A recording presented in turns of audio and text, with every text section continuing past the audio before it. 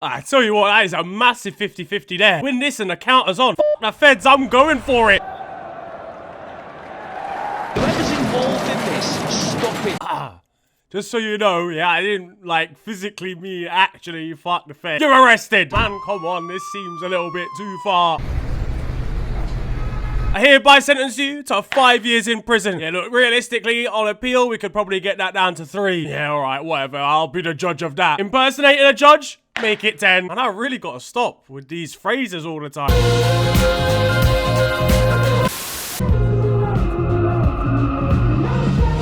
Yo guys, it is your boy Nerin here, and you are watching FTW. This, of course, the series where I bring to you the best and more frequently the worst of what football has to offer during the last 7 days. What's been kicking off in the world this week? Well, it's been completely sane and normal stuff. No, I'm just joking. Everybody wants to kill each other. Donald Trump won the US election to return as president. Trump is now president of the United States. President Obama.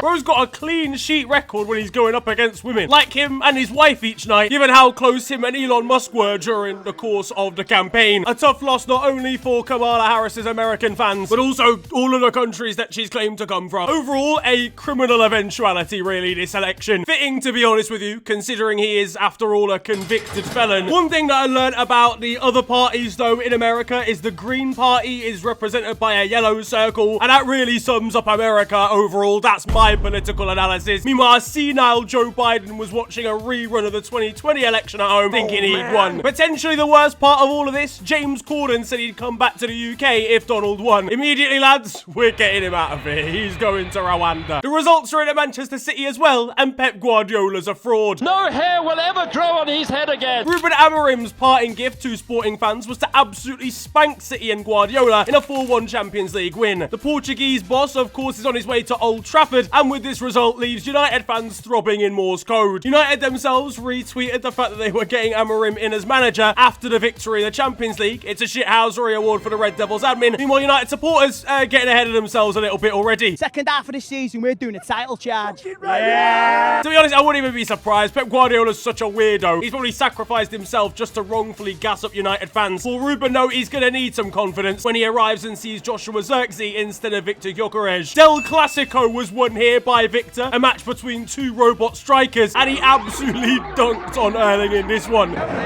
His rating compared to the Norwegian was something to behold, though I can already tell you that if Gyokores ever ends up going to Manchester United, the curse of that entire football club will have him performing very differently.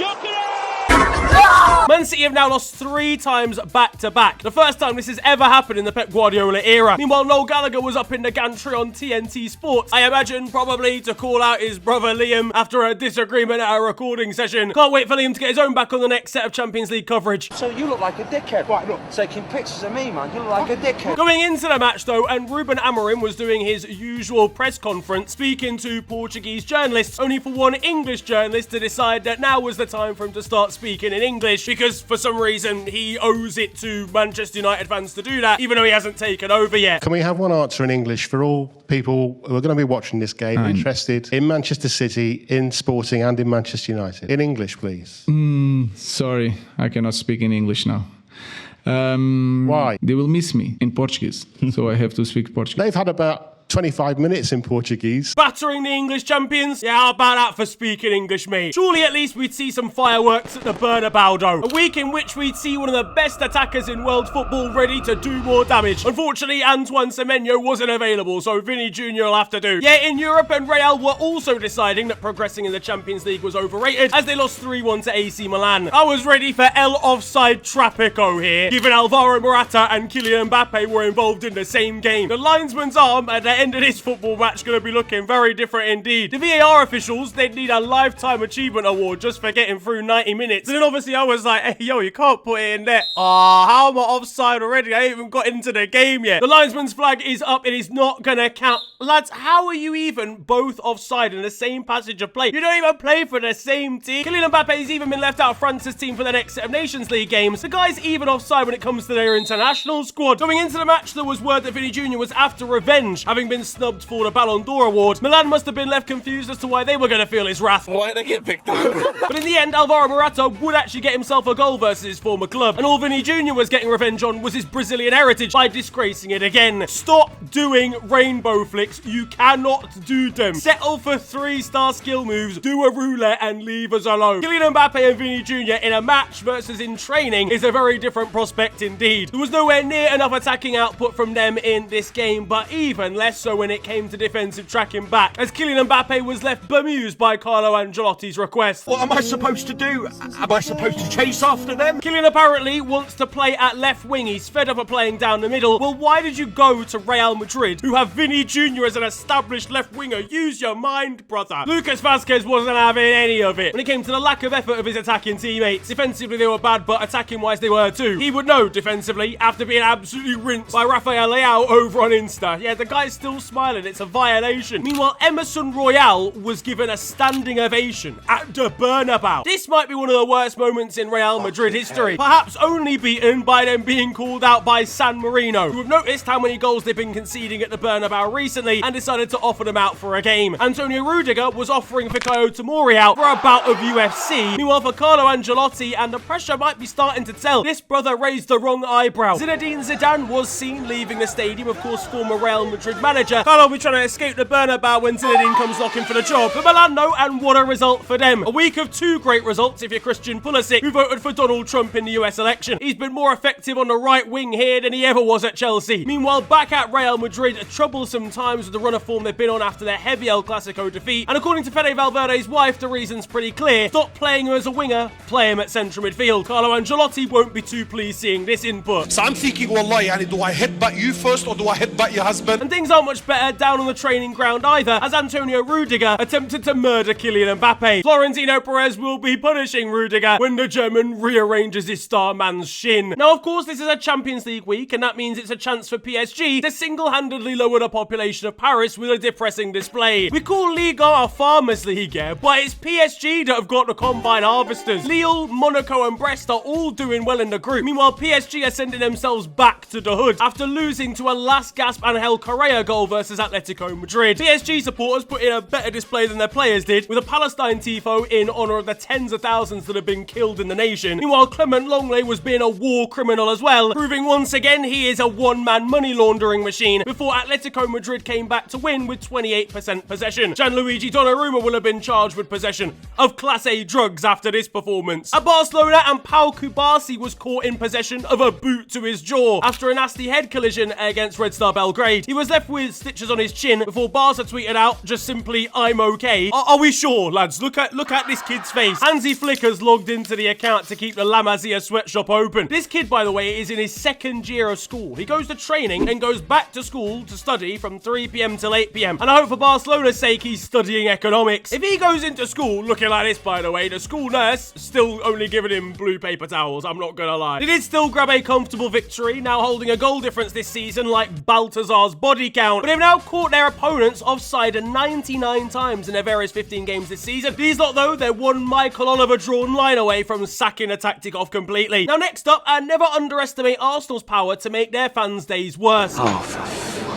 The Gunners continued another disappointing week as they were defeated 1-0 at the San Siro by Inter. Arsenal had 14 corner kicks to Inter 0 here. Mikel Arteta celebrating wildly when the ball deflects off an Inter defender for a corner. Their set-piece coach has gone crazy. You realise you can't actually win with this statistic alone, right? Got a feeling Inter will care more about the 3 points though, to be honest, than the corner count. Meanwhile, Mikel Arteta cares more about stopping play when the ball's still in and receiving a yellow card. I'm about to disrupt a football match. One more defeat in Europe and he'll be taking matters into his own hands with some flying challenges. Rio Ferdinand posted a picture of himself on Twitter simply watching over Arsenal's coaching staff down on the touchline. This is a hate watch in real life. It's a new category. Meanwhile, for Bukayo Saka, another defeat means another limp off the pitch. Raheem Sterling was caught laughing on a bench and Arsenal supporters weren't too pleased. More older heads need to be on this up, mate, because these fucking frauds, yeah, that are sitting here twerking for our club. Look at Sterling. What are you laughing at, you fucking fraud? What's he laughing at? Meanwhile, Robbie from AFTV isn't too pleased with the overall championship Champions League format for the season. This new format of a competition, this new NFL style,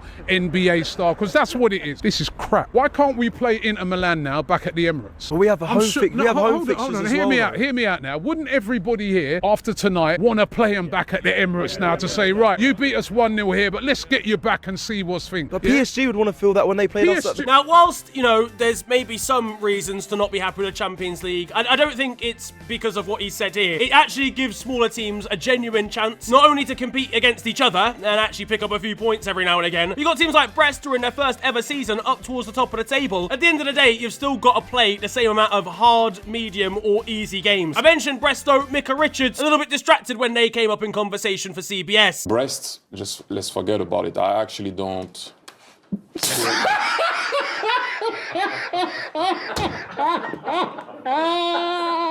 Meanwhile, things were much easier for Liverpool, who faced off against Bundesliga champions Bayer Leverkusen. Now, I saw Leverkusen come in on the fixture list, and I prepared croquet this week. I'm not going to lie to you. Oh, how promiscuously pre-prepared. Because Bayer Leverkusen, you know, unbeaten last season, sensational squad full of, you know, really exciting players. Plus, they come back in every game. Honestly, even in the 97th minute during this one, I was still preparing it. How lavishly late in the day. But a Luis Diaz hat-trick secured 12 points from 12 for the Reds with a massive 4-0 victory here. Luis even brought out a no-look finish to commemorate Roberto Firmino, though I can't lie, he was taking things a little bit too far, playing games with his kids before they went to bed. Xabi Alonso was trying to do a little bit too much down on the touchline. Brother, you ain't getting a job anymore, fam. You ain't got to try anymore. Because Arnie Slott's coming with a big old karate kick that might have Xabi quitting the game for good. Nah, I'm joking. Xabi Alonso's still a sensational manager, but Arnie Slot had the better of everybody here. Meanwhile, Mo Salah with a buzz cut is still performing. The guy's got 0 hairlines and he's still got it. It's a good week for Liverpool in the league as well, with results going our way. I recently got blasted in the comments section by Arsenal fans because I said that Arsenal had lost the second game of the season. They hadn't. I, for some reason, imagined in my mind that they'd lost to Brighton earlier on in the season when they had Declan Rice sent off, because it kind of felt like a loss for them. But in reality, it obviously ended level. That, of course, is my bad. So now you have to hold the fact that you have now lost for a second time, as the flat Arsenal side were defeated by Eddie Howe's Newcastle. Osama bin Teta ball had struck again. Defensively, they've actually been shit. As soon as people started gassing up Gabriel and Saliba, they've fallen apart. You are a very good centre-back partnership, but Arsenal defensively have now conceded the same amount as Ange Postecoglou and his Snoop Dogg line. Meanwhile, Bukayo Saka was left concerned about how much pressure Newcastle were putting them under. Me and my mates are under siege. Raheem Sterling, we all knew what was going to happen with this deal. We all knew that he'd been straight cheeks. Why a loan move to Arsenal was ever going to change that, I have simply no idea. Arsenal have been done dirty by the Blues on a transfer again. Man City then brought out their worst result since,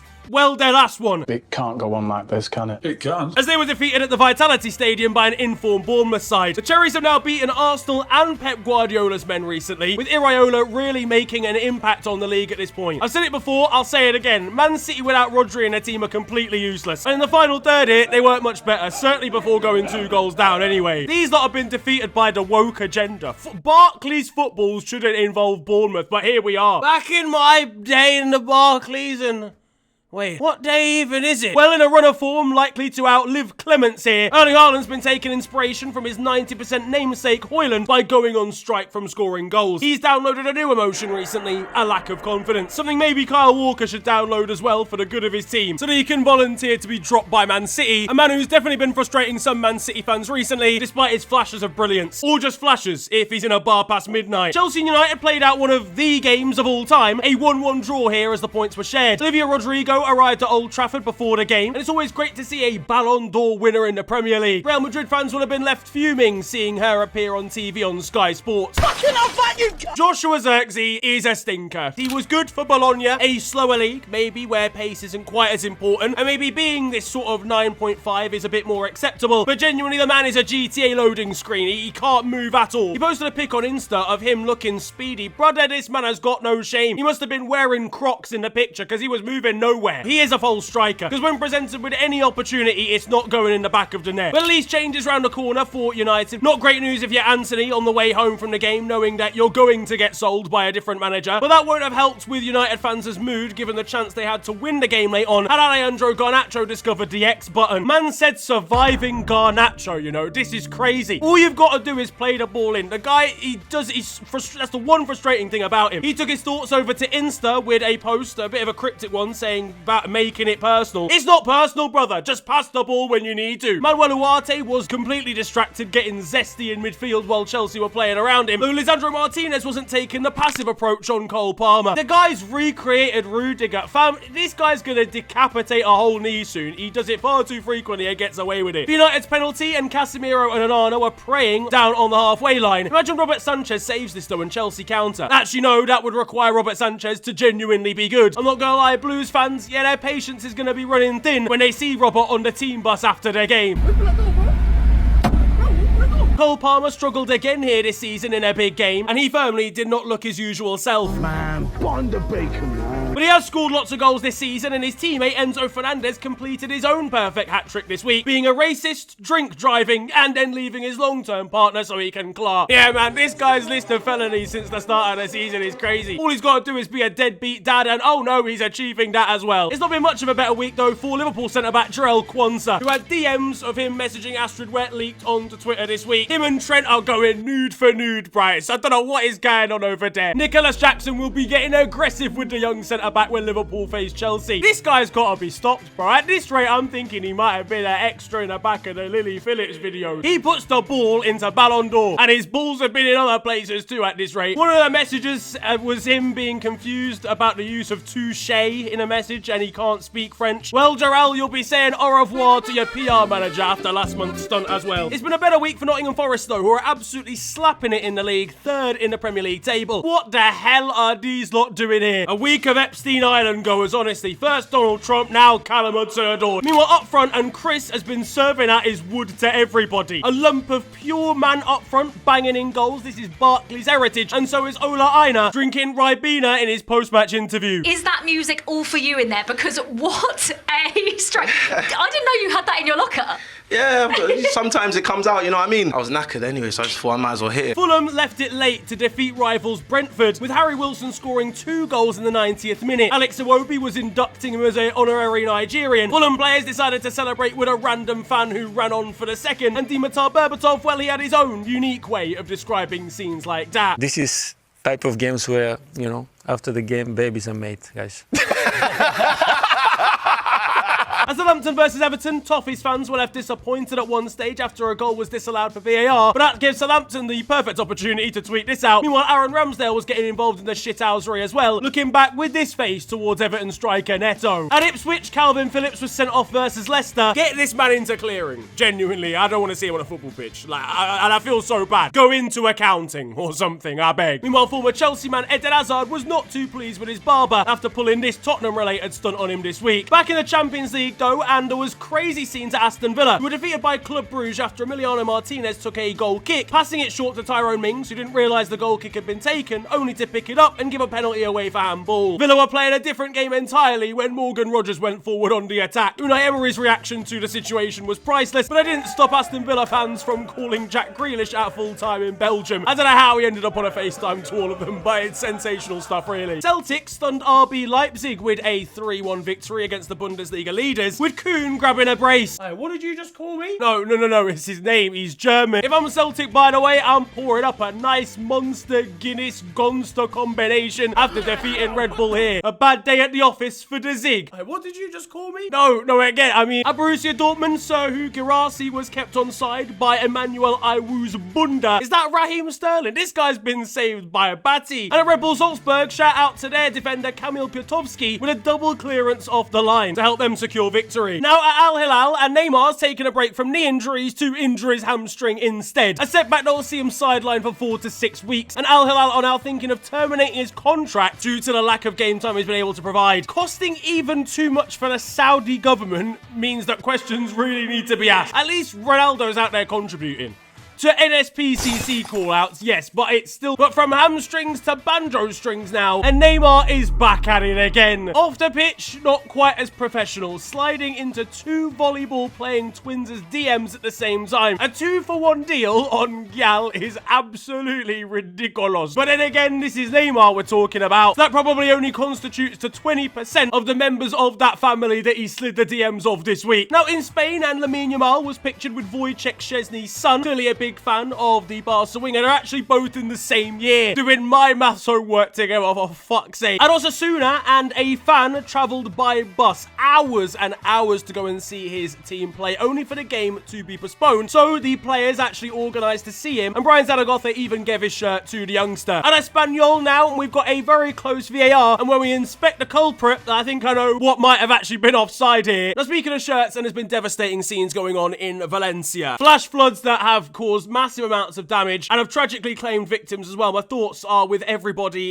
in the area. One man went to the depths to actually save a collection of classic shirts, Valencia shirts that he had. I saw people questioning this, but clearly something that means a lot to him. Either way, I'm glad that he managed to save them. Now in Germany, and Harry Kane is getting blasted by German media. That is because of his antics of attempting to hurt people, according to Mainz's goalkeeper, who ended up injuring himself after the Englishman backed into him. He's done it again, that Harry Kane, that fucking dirty. This is something that he's been doing for years at Tottenham by balancing people on his back. Except the problem is people don't tend to operate very well with a dislocated neck. He's been doing it for so long and getting away with it thanks to the English media, as he was too nice, too good at football, and crucially not black. French midfielder Paul Pogba surprised Shapeshifters on a stream this week. A dab entrance in 2024, by the way, is absolutely criminal. He's been taking PEDs for this. Yeah, they played football together. Shapeshifters attempted a penalty against him. It was an absolute shambles. You're not him.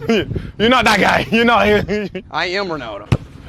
Special beyond special. Only for Paul to absolutely obliterate him with 3 nutmegs in the space of about 30 seconds. Just showing how good footballers actually are in it, realistically. And that FC25 clearly as well.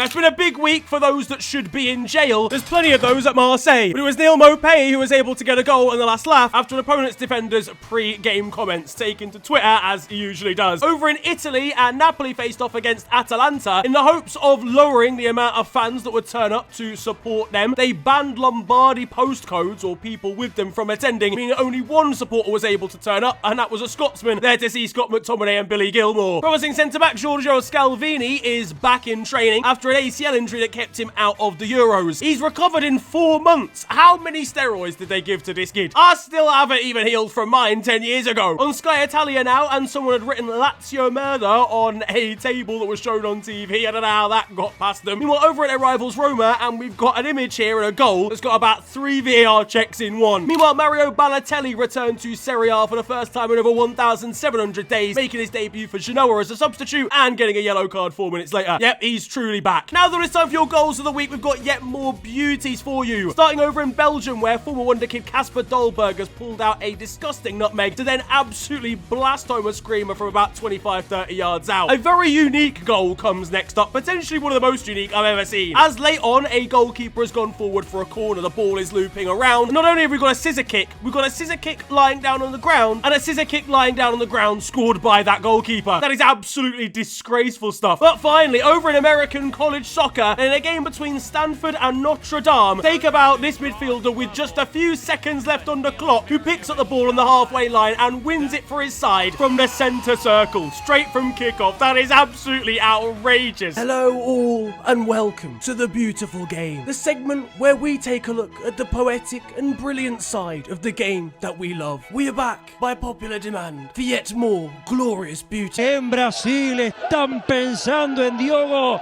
Y Diogo hace delirar a toda esta... ¡Oh! And that concludes The Beautiful Game. Over in Turkey, and there were dramatic scenes for Fenerbahce, who won thanks to a 102nd minute winner from Sofyan Amrabat. Jose Mourinho celebrated in true Jose Mourinho fashion, but there were scenes beforehand. He was convinced Trabzonspor had been on the receiving end of some favourable decisions. The area that Trabzonspor are from, known for their fishing, Mourinho indicated that he'd been fishing for some bait at full time, and he claimed that his team had played against the system in the interview post-match. I prefer really to speak. Yeah, and he continued to speak over on Insta with this caption about no yellow card if it's not for a player in yellow, and a handball that Trabzonspor had gotten away with, and in fairness, he's got a point. Over in Brazil, and Marcelo is embroiled in controversy. After being on the verge of a substitution, he had beef with his manager, saying don't touch him, to which his boss didn't take too kindly, decided to cancel the substitution, sending him back to the bench to receive a middle finger. Pause. Apparently, Marcelo's had problems with the rest of the staff there too. Very dramatic fallout for the Fluminense man. But from beef to pork now, and a pig's head was thrown onto the pitch in another Brazilian game between Corinthians and Palmeiras. Gyokores. How do you even get that in?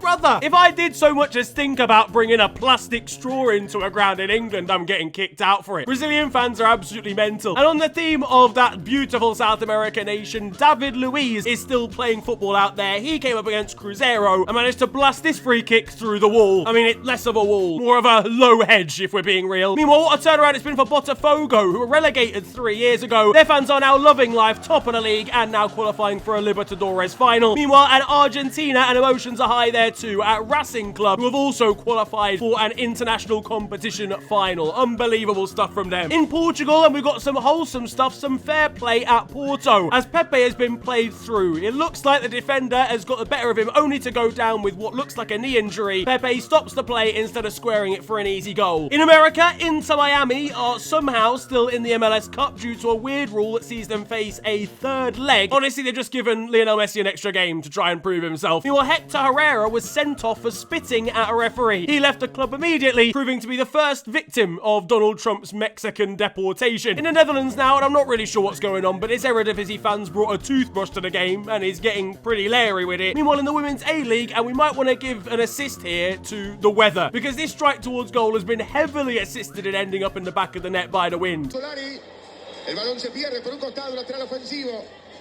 Para arriba por el sector derecho. Bustos. Ya la tiene Simón, lo busca Solari, va Simón. Te digo. Right, well that just isn't legit, is it? How's the linesman got away with that? This is corruption. This is a theft. Back in the MLS, and Zach Steffens had an absolute howler attempting to use his feet again. Meanwhile, shout out to Shelbourne and Damien Duff for winning the Irish League. Adam decided he wanted a memento for them winning the league, so he decided to take the League of Ireland trophy stand, no matter what his nan thought about it. And it now sits proudly in her back garden. And speaking of Irish football, this player for St Patrick's pretended not to celebrate when scoring against his former side, only to burst into life and knee slide anyway. Closer to home, and at Wickham, we've got a fan here who, for a stag do, is singing Let It Go in full costume at half-time. Let it go, let it go. The magic of the FA Cup. The foolishness continues now. As the Luton mascot was getting shouted at by a supporter of the opponents, he decided to dish the banter back out again by calling him overweight.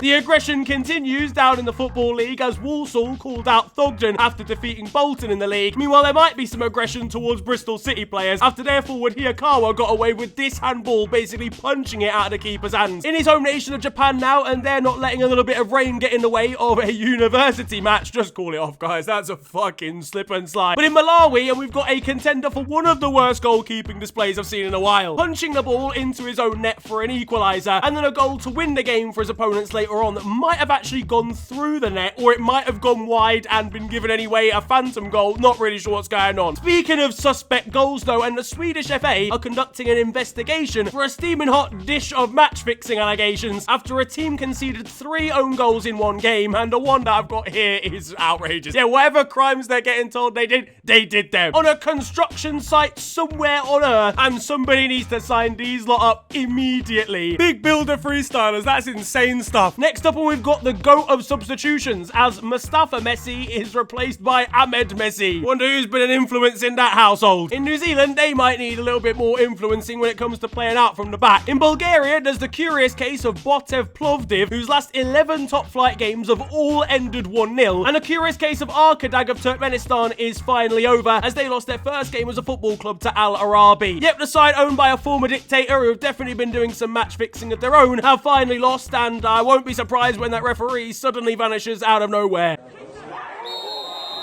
Now though, it's time for still 0-0, and you guys know the score by now. No, we're not talking about the US election race if it was being played out on FC25. We are firmly involved in Sunday League football this time, and today I'm bringing you something that is so unique, I've genuinely never seen it before. It's actually incredible. One of the best pieces of goalkeeping I've seen this year. A ball has been launched long towards goal, and a keeper is now backtracking. It doesn't end up in the back of the net, but what does end up in the back of the net is him, and more specifically, the studs on the bottom of his boots. Now, as an attacker is coming in to finish off the job, he has realized that he's stuck in the back of his net. Scrambling to get any sort of grip on the turf, he dives towards the attacker and manages to save it at point blank range, even though his feet are stuck in the net. This is awe-inspiring. On to the weird stuff though now. Not quite as wholesome stuff though going on in Algeria. But we follow a man called Abdelkader Hadjar, who has resigned as a coach over there after the fans of opposing teams insulted his mum. Now look, absolutely no offense whatsoever to Abdelkader Hadjar's mum here, but I feel like if this was the case, if this was going to happen in England, brother, we'd have managers resigning every weekend. And finally, speaking of coaches taking charge down on the touchline, where there's one manager out in the weird stuff this week, we've got a manager coming in. Because the Albion Rovers up in Scotland, and they are offered one supporter the chance to take charge for one game only. Yeah, this is truly spectacular. I've never even heard of anything like this before, but a supporter is taking charge of his beloved club based on his achievements on Football Manager with Crawley Town. But if he wins, this could be one of the greatest moments in managerial history. That, though, is going to wrap up football this week, and I hope you have enjoyed it. If you have, then feel free to slap a like on the video, and of course, subscribe if you're new to the channel. Shout out to the members who support the channel in the best possible way. Really do appreciate you guys. The names are on the screen. If you want to join, you can do. It's the join button down below. You get yourself perks like emotes for a new series that I'm bringing back, and also plenty of early uploads and some exclusive content soon too. You can also follow me on social media. It is @officialfng over on Insta, Twitter, and on TikTok. But it's been a pleasure ranting at you guys today. Have a wonderful day,